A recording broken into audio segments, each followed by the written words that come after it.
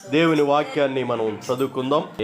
మనము విశ్వాసులుగా, సేవకులుగా దేవుని పని మీద దృష్టి పెడితే దేవుడు దీవిస్తాడు. హల్లెలూయా, హల్లెలూయా. ఈ దేవుని పని ఇలా జరుగుతుంటే మరి కొంతమంది గుసగుసలో, కొంతమంది రకరకాలుగా మాట్లాడుకుంటుంటే వాళ్ళు నష్టాల పాలు తప్ప, దేవునికి విరోధముగా రూపింపబడి రాజ్యాలు కూలిపోయాయి, రాజులు కూలిపోయారు, ప్రాణాలు కోల్పోయారు. ప్రియమైన వాళ్ళరా, చూడండి, అనేక మంది నాశనం అయిపోయారు. 100 సంవత్సరాల్లో బైబిల్ లేకుండా చేస్తానని తీర్మానం చేసుకున్నాడు. అతను మొక్కుబడి ఏంటండి? ఎవరో రక్షణ పొందకూడదు, ఎవరో మారు మనసు పొందకూడదు. ప్రియమైన వాళ్ళరా, కొన్ని సంవత్సరాలు తిరగగానే అతనికి మరణకరమైన రోగమో వ్యాధో ఏదో వచ్చింది, చనిపోయాడు. బైబిల్ సొసైటీ వారు ఆ ఇంటిని కొన్నారు, కొని అందులో బైబిల్ ముద్రిస్తున్నారు. దేవునికి స్తోత్రం కలుగును గాక.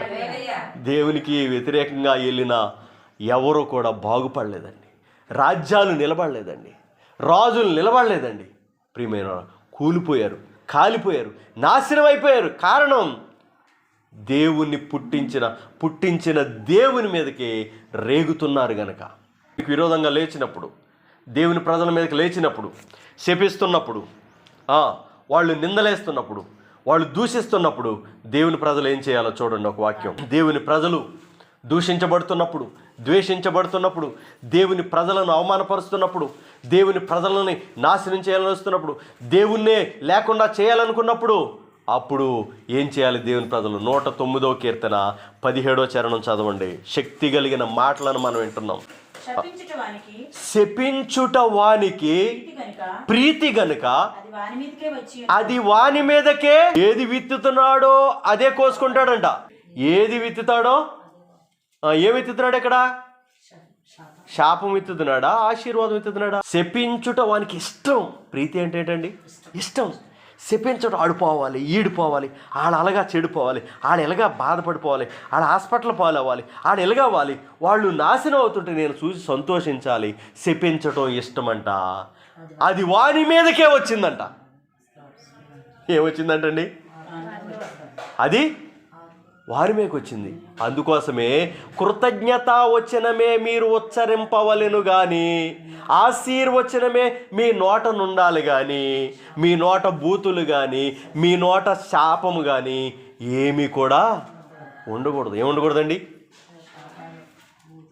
శపించామా, మనం కూర్చున్న కొమ్మనే మనమే నరుక్కుంటున్నాం. ఏం చేస్తున్నామండి? శపించుట వానికి ప్రీతి కనుక వాని మీదకే వచ్చింది. శాపం కావాలా? శపించు. ఆశీర్వాదం కావాలా? ఆశీర్వదించు. కింద రాయబడింది, దీవెన యందు వానికి ఇష్టము లేదు గనుక అది వానికి దూరమైపోయింది. ఏమిష్టం లేదంటండి? Praise the lord. వందనాలు. బాగున్నారా? మీకోసం ప్రార్థన చేస్తున్నాం. మీరు దీవించబడతారు, మీరు దీవించబడాలి, మీరు వర్ధిల్లాలి, మీరు బాగుంటారు, ధైర్యంగా ఉండండి.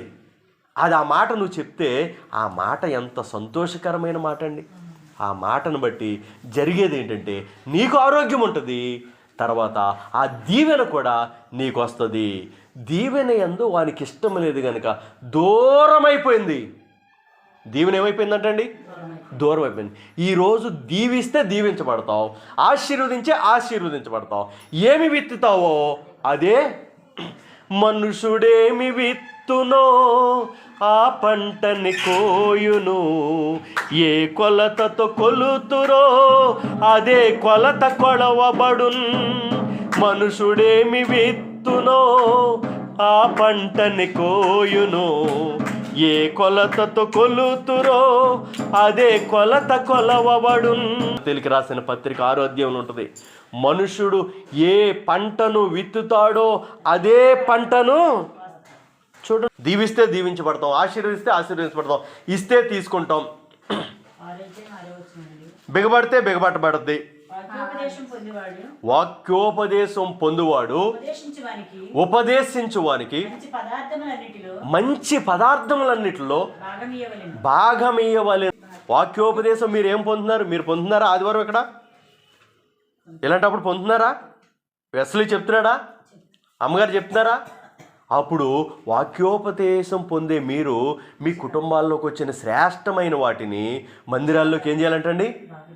భాగం ఇవ్వాలి, తీసుకురావాలి. అప్పుడు ఏం జరుగుద్ది? కిందకి చూడండి. మోసపోకుడి, దేవుడు ఎక్కిరింపబడు. మనుష్యుడు ఏమి విత్తునో మనుషుడు ఏమి విత్తునో ఆ పంటనే కోస్తాం. మందిరంలోనికి శ్రేష్టమైన వాటిని సనుగు కొనకయు గొనుగు కొనకయు ఆ హృదయమైన మంచి మనసుతో తీసుకుని వస్తే దేవుడు నీ కుటుంబాన్ని ఆశీర్వదిస్తాడని అక్కడ వాక్యము సెలవిస్తూ ఉంది.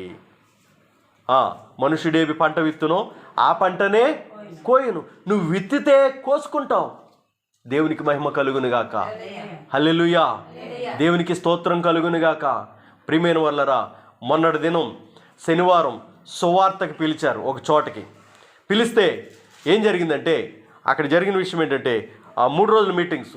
శనివారం ఉదయం మీటింగ్లో ఉండాలి, సాయంత్రం సువార్త చేయాలి మాతో పాటు అని చెప్పారు. మీటింగ్కి వెళ్ళాను, సువార్త చేశాను. వేరే అతను వాక్యం చెప్పారు, వాక్య పరిచయం చెప్పారు. వచ్చి సువార్త చేసి వెళ్ళొస్తామండమ్మా అని చెప్పి వెంటనే బయలుదేరి వచ్చేసాం. బయలుదేరి రాగానే వాళ్ళు 3వ రోజు ఏం చేశారంటే చక్కని కానుక పంపించారు. దేవునికి స్తోత్రం కలుగునుగాక. హల్లెలూయా. ప్రియమైన వాళ్ళరా, పనివాడు జీతానికి పాత్రుడండి. దేవుడు పంపిస్తాడండి. ఏం చేస్తాడండి? దేవుడు అసలు పని చేయకుండా ప్రియమైన వాళ్ళరా, దున్నేటప్పుడు దూరదేశం వెళ్ళి కోసేటప్పుడు కొడవలు తీసుకొస్తారు కొంతమంది. అప్పుడు దూరదేశం వెళ్ళిపోతారు, కోసేటప్పుడు కొడవలు తీసుకొస్తారు. మరి ఏం కోద్దామను? ఏమండి, ఎవరు సేలు వేస్తే ఏ సేను కోద్దామని? ప్రియమైన వాళ్ళరా, చూడండి, ప్రారంభంలో సైమన్నయ్య గారు సువార్త గింజలు వేశారు. దేవునికి స్తోత్రం. హల్లెలూయా. చూడండి, వాక్యం సెలవిస్తూ ఉంది, నీ తల్లిదండ్రులు చేసిన పనులు నీ బిడ్డల మీదకి ఆశీర్వాదకరంగా మారతాయి. దేవునికి స్తోత్రం కలుగును గాక. హల్లెలూయా. మనుషుడు ఏ పంట విత్తితే అదే కోస్తాడు. 3వ రోజు ఓ సహోదరుడితో తీసుకుని వచ్చాడు. దేవునికి స్తోత్రం కలుగును. నేను మర్చిపోయానండి. నేనేం చేశానండి? మర్చిపోయాను. పనివాడు జీతానికి పాత్రుడు. మీరు వెళ్తున్న ఉద్యోగాలు, మీరు చేసుకుంటున్న వ్యాపారాలు, మీరు నమ్మకంగా వాక్యానుసారంగా చేసుకోండి. దేవుడు మిమ్మల్ని తలగానే ఉంచుతాడు. దేవునికి మహిమ కలుగును గాక. హల్లెలూయా. చూడండి, ఎప్పుడైతే దీవించబడతామో దీవించబడతాం. అబ్రహాం గురించి ఓ మాట అన్నాడు. చదవండి ఆ మాట. ఆదికాండము 12వ అధ్యాయంలో.